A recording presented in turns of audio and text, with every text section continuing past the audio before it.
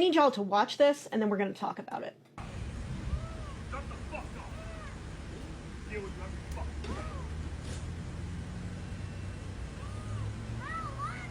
Shut your mouth.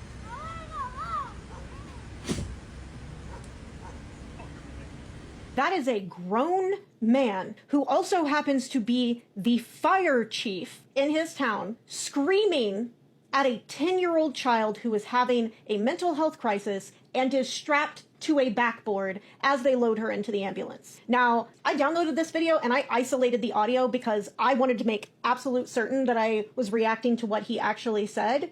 And to be honest with you, even isolating that audio, I can't say for 100% sure whether that last little bit was him calling her the N-word or if it was him calling her a bitch. But honestly, neither one is acceptable. Obviously, calling her the N-word would be worse. Even if we give him the most generous interpretation of what he said, he still called a 10-year-old child having a health crisis a bitch as she was being loaded onto an ambulance, as she was experiencing one of the most traumatic, if not the most traumatic, moment of her life thus far. And I know that this fire department has already put out a statement saying that they've relieved him of his duties temporarily while they do an investigation, but what the fuck investigation does that require? I quite literally do not care what led up to that. I don't care at all what that fire chief experienced that led to him doing that, because there should be nothing that could lead to that. If any situation that you are in can inspire you to act that way towards a 10-year-old child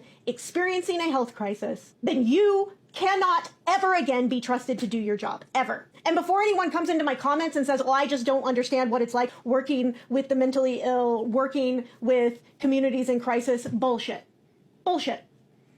I previously worked as a direct care specialist at J.D. McCarty, which is a residential home for children up to age 18 who live with some combination of severe mental disability and or severe mental health issues. I've quite literally been attacked by patients who were larger than me. I still see a pain specialist every single month of my life, in part because of the damage that was done to my spine when I was attacked by an 18-year-old patient who was at least like 8 inches taller than me, which isn't difficult to do. I'm all of 5'2", but she was at least 8 inches taller than me, had probably 50 or 60 pounds on me, and completely fucking blindsided me. I had no idea this attack was coming, and I got absolutely mollywopped by this patient. And even in that moment, even after I had a patient repeatedly just pound on my spine from behind and shove me into a wall, not for one instant would I have ever called that patient a bitch, much less called her the N-word, because I'm not a monster, because I'm an adult and I'm capable of regulating my emotions. And if you do not have that ability, if you don't have that skill, you do not belong in a position of public trust. You do not belong in a position where you are a first responder interacting with people in the worst moments of their life. That fire department better put out another statement within the next 24 hours saying this asshole has been completely fired, because this is unacceptable. Again, there is no investigation needed when the evidence is this clear, and also the situation involved a child. If that is how this man treats a 10-year-old